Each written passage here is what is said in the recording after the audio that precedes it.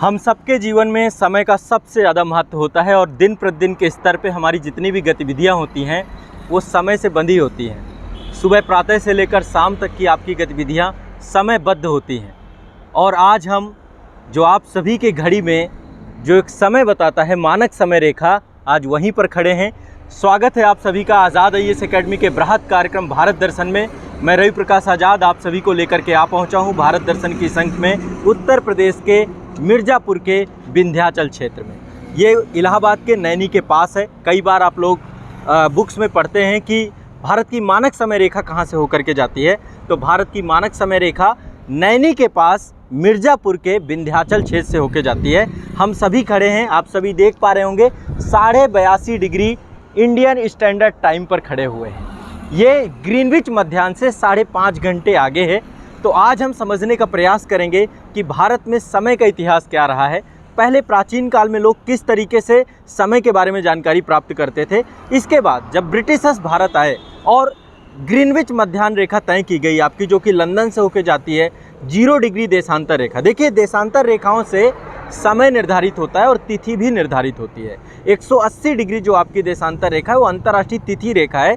तो हर देश का समय तय करने में देशांतर रेखा का सबसे बड़ा योगदान है। तो हमारे देश में जो हमारा देशांतरी विस्तार है, आप देख पा रहे होंगे, भारत है और भारत का जो देशांतरी विस्तार है 68 डिग्री 7 मिनट से लेकर यहाँ पे जो सबसे पश्चिमी बिंदु है भारत का वो गौरमोता है और ये 68 डिग्री 7 मिनट से लेकर के 97 डिग्री जो अरुणाचल प्रदेश का किबुतु है 97 डिग्री 25 मिनट तक आपका विस्तार है। इसके बिल्कुल मध्य से होकर के जाती है 82.5 डिग्री। 82 डिग्री ये पूर्वी देशांतर है, ये भी ध्यान रखिएगा, ये पूर्वी देशांतर है, 82.5 डिग्री पूर्वी देशांतर। तो उत्तर प्रदेश के साथ साथ 5 राज्यों से और होकर के जाती है ये। यहाँ पर जब दोपहर में सूर्य लंबवत चमकता है तो यहाँ पर 12 बजते हैं और हम सब की घड़ियों में 12 बजते हैं। ये सबसे महत्वपूर्ण है। जो 82.5 डिग्री का समय होता है वही समय भारत की सभी घड़ियों का होता है। तो भारत की सभी घड़ियाँ यहीं से तय होती है, मानक समय रेखा से तय होती हैं। तो दिन भर हर चीज़ हम समयबद्धता के साथ करते हैं। भारत में ट्रेनों का संचालन, यातायात का संचालन, भारत में जितने भी ऑफिस होते हैं, हमारी दिन प्रतिदिन की गतिविधियाँ सब कुछ समय से तय होती हैं और ये तय करता है आपका 82.5 डिग्री भारत के लिए। बाकी अन्य देशों के पास भी अपनी मानक समय रेखा होती है। भारत के पास केवल एक ही मानक समय रेखा है। काफ़ी लंबे समय से मांग चल रही है कि भाई 2 मानक समय रेखा बनाई जाए और 2014 में जो है असम के जो उस समय तत्कालीन मुख्यमंत्री थे उनके द्वारा भी मांग की गई कि भाई एक चाय बागान टाइम जोन बनाया जाए। और इससे पहले अंग्रेज़ों के द्वारा 2 टाइम जोन रखे गए थे आपके, है ना, एक तो कलकत्ता टाइम जोन था आपका और एक बॉम्बे टाइम जोन था। और इसके अलावा जो है आपका मद्रास में पहली वेधशाला बनाई गई थी, मद्रास में भी पहला टाइम जोन आपका इस्टेब्लिश किया गया था। तो उन सब के बारे में भी बताऊंगा। देखिए, आप सभी को पता है प्राचीन काल में क्या होता था, सूर्य और चंद्रमा ये 2 ही मानक थे जिनके कारण से समय का निर्धारण होता था।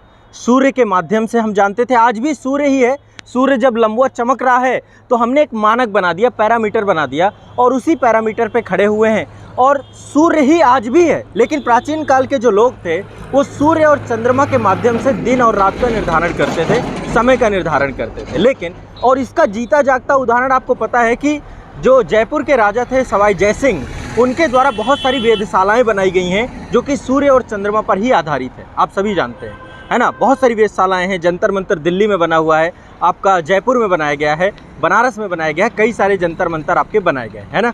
तो ये आप देख पा रहे होंगे हमारी मानक समय रेखा जो है अब धीरे धीरे समय के साथ चीज़ों में बदलाव हुआ और समय के साथ बदलाव इतना हुआ कि मानकों का विकास हुआ। सबसे पहले देशांतर रेखाएं खींची गई, जिनमें से 0 डिग्री देशांतर रेखा मानी गई जो कि लंदन के ग्रीनविच से होकर जाती है।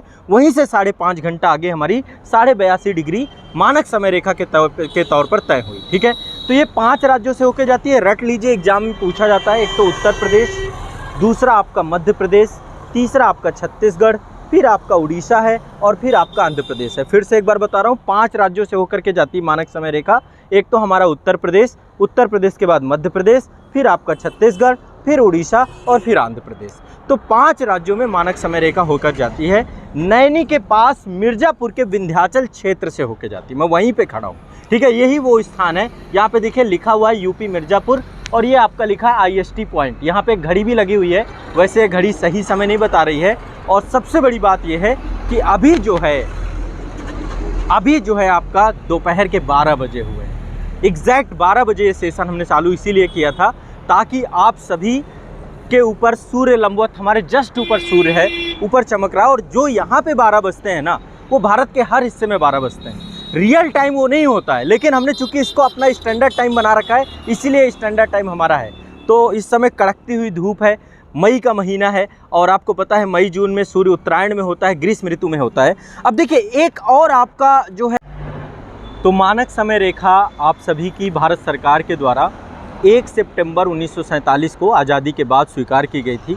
और आज वर्तमान में एक ही मानक समय रेखा है 82.5 डिग्री, और इसी को हम स्थानीय समय भी कहते हैं।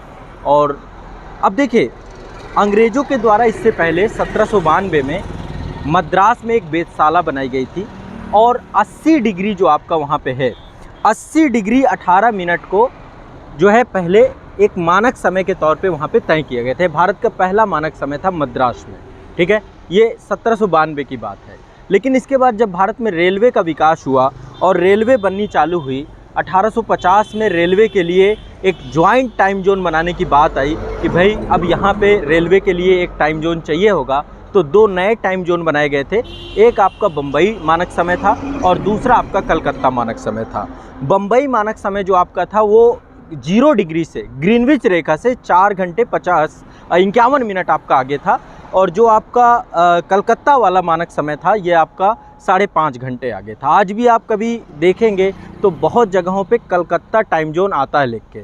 तो पहले आपके 2 टाइम जोन थे, एक बम्बई और दूसरा था कलकत्ता। इसके अलावा मद्रास के द्वारा सबसे पहले 1880 में एक टाइम टेबल बनाया गया, और उसी के माध्यम से जो है बम्बई और कलकत्ता वाले टाइम जोन को ही वहाँ पर प्रयोग में किया गया था।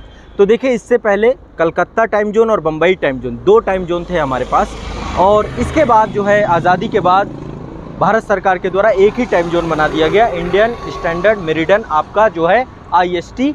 यही आपकी जो है Indian standard time, official time zone of India के तौर पे इस्टेब्लिश है 1 सितंबर 1947 से, ठीक है। अब यहाँ पे 1-2 चीज़ें जो ज़रूरी हैं, क्या इसके अलावा कोई और टाइम जोन है जो भारत के द्वारा यूज किया गया है आज़ादी के बाद? तो देखिए एक और आपका टाइम जोन होता है जिसको हम बोलते हैं DST, ठीक है। अब DST क्या है, एक बार DST के बारे में आपको मैं बताता हूँ। डे लाइट सेविंग टाइम, ठीक है, डे लाइट सेविंग टाइम को ही DST कहा जाता है। हिंदी में इसको बोलते हैं दिवालोक बचत समय। देखिए ये 3 बार प्रयोग किया जा चुका है। जब 1962 में चीन का युद्ध हुआ था, 1965 में भारत पाकिस्तान युद्ध हुआ था, और 1971 में जो है भारत पाकिस्तान युद्ध हुआ था, तब आपका डे लाइट जो है टाइम जोन का प्रयोग किया गया था। Day light saving time zone DST का प्रयोग किया गया था। इसमें होता क्या है, क्योंकि आपको पता है कि ग्रीष्म काल में सूर्य उत्तरायण होता है, और सूर्य के उत्तरायण होने के कारण से यहाँ पर आपको पता है कि सूरज जल्दी उग जाता है। और यही उल्टी जस्ट विपरीत स्थिति शीतकाल में होती है। शीतकाल में सूर्य दक्षिणायन होता है और थोड़ा सा लेट आपका जो है सूर्योदय होता है। तो सूर्योदय चूँकि ग्रीष्म काल में जल्दी होता है, तो टाइम को जो है 1 घंटे बढ़ा दिया जाए। जैसे कि मान लीजिए 9 बजे कोई कार्य प्रारंभ होना है, तो उसको 1 घंटे कम करके 8 घंटे कर दिया गया।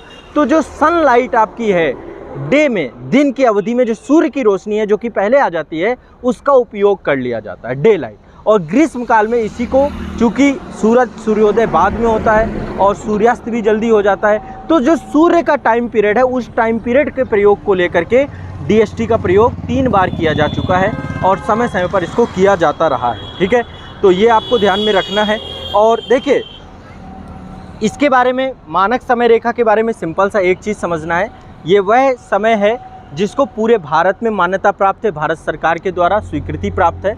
विश्व के कई देश ऐसे हैं जहाँ पर 5 से ज़्यादा टाइम जोन है, जैसे रूस हो गया आपका, चाइना हो गया, यहाँ तक कि USA के द्वारा, क्योंकि उनका अक्षांशीय और देशांतरी विस्तार काफ़ी ज़्यादा है। देशांतरी विस्तार जैसे रसिया का देखिए बहुत ज़्यादा है, चीन का भी काफ़ी ज़्यादा है, USA का भी काफ़ी ज़्यादा है। भारत का तो 67 डिग्री 7 मिनट से लेकर के, माफ़ करेगा, 68 डिग्री 7 मिनट से लेकर के 92 डिग्री 25 मिनट तक है आपका, ठीक है। ये आपका देशांतरी विस्तार है। और अक्षांशीय विस्तार 8 डिग्री 4 मिनट से लेकर के 37 डिग्री 6 मिनट तक है।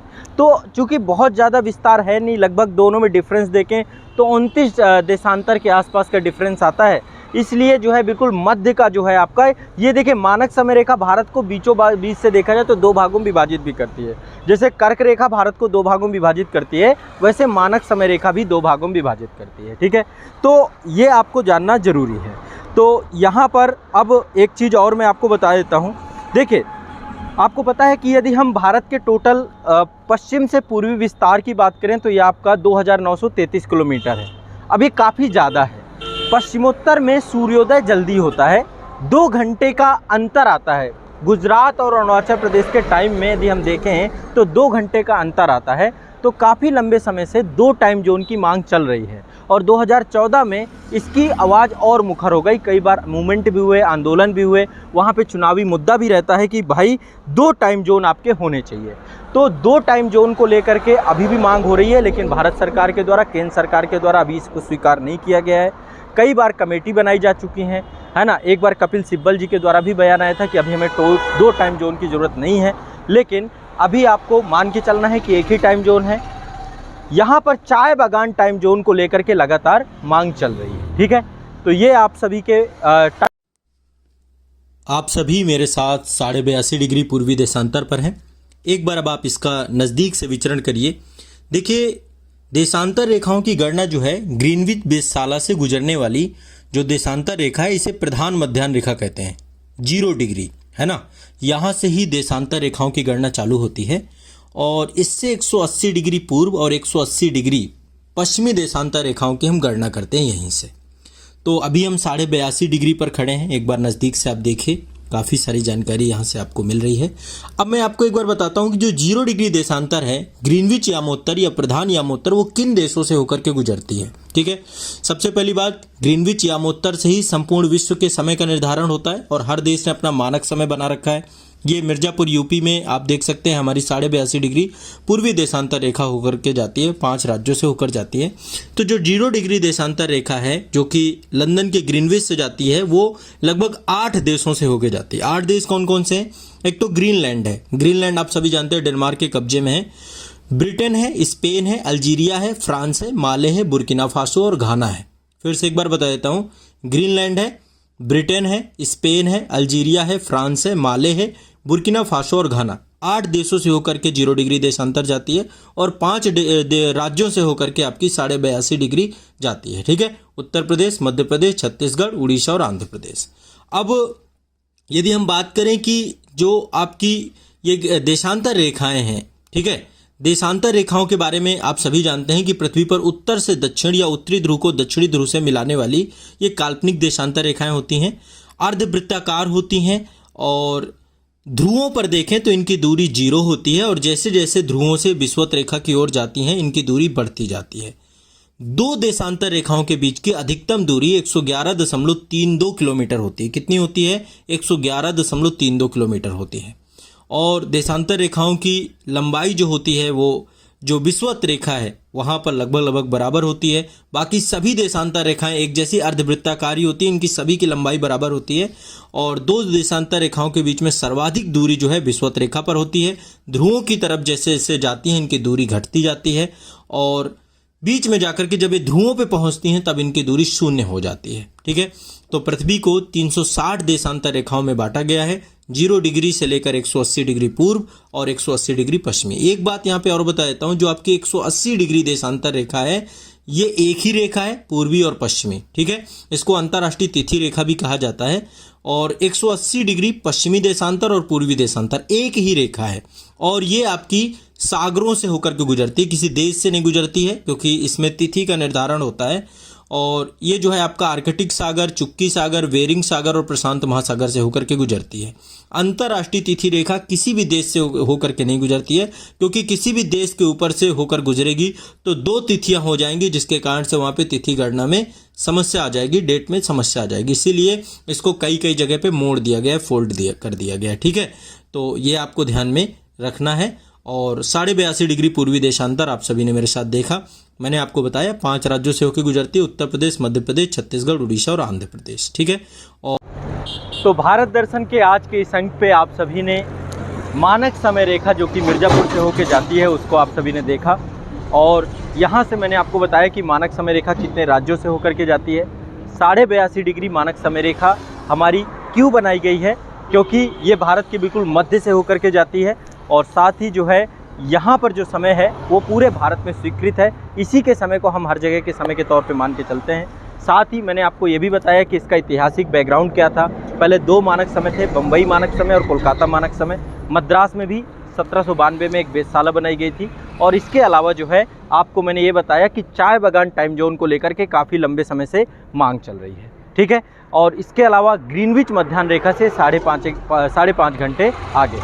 तो आज के अंक में इतना ही। आप सभी लोग भारत दर्शन के कार्यक्रम के साथ बने रहिए।